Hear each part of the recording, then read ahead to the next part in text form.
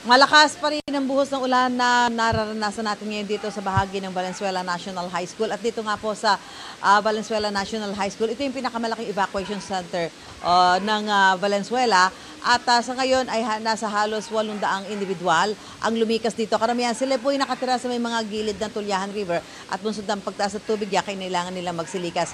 Ito yung isa sa mga kwarto ho dito. Wala akong kuryente ngayon dito, Mute. Maliwaliwanag na. Andito yung isang kwarto na kung saan lumikas ho yung ilan natin mga kababayan dito sa Barangay Marola. Sir, pangalan niyo po? Mel, Mel. Ilan po kayo nandito ngayon? siyam na pamilya, Magkakamag-anak po kayo? ganak. Bakit po kayo lumikas dito?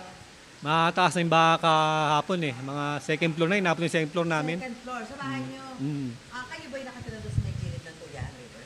Oh, So ilang individual po ito? 9 families. 9 families kayo.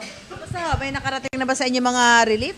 Meron naman po. Meron naman po. No. Anong oras kayo pumunta dito hapon? Mga 12, 1 ganyan. Hapon. Hapon. Kahit pa mataas na tubig. Mataas na. So doon sa sitwasyon ngayon, ito, malakas pa buhos ng ulan. Sa tingin nyo, kailan kayo makakabalik sa bahay nyo?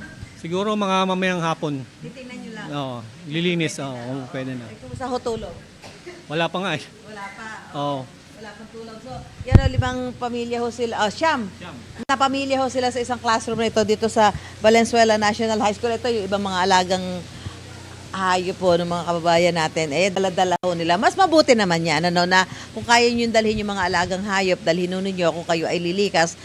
O kaya naman sabi nga ho na iba, wag nyo lang itali para alam nila kung paano sila gagawa ng paraan para maging ligtas sila. Wag lamang itatali. No? So mamaya ho ay mamimigay ho tayo ng relief goods sa mga kababayan natin dito.